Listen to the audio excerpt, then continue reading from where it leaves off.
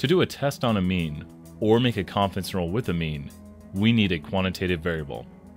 Now, go to Analyze, Distribution. Under the dialog box, select your variable by double-clicking and hit OK. We can put our histogram into horizontal format with the Stack button.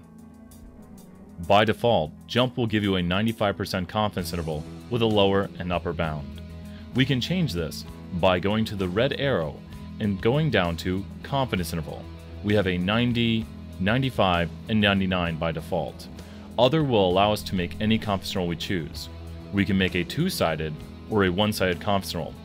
Usually, we will make a two-sided confidence interval. Entering in 0.92 will make a 92% confidence interval. By default, JMP will use the t-statistic unless we enter in a known sigma.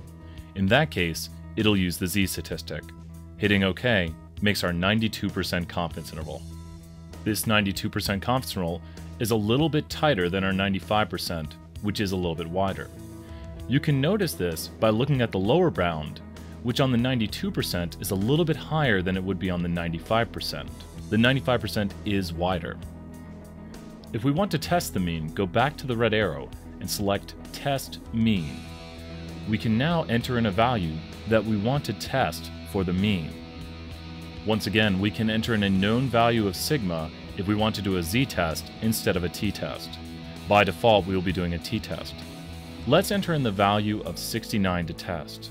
The null for this test is the true mean is equal to 69. We have our does not equal alternative, our greater than alternative, and our less than alternative.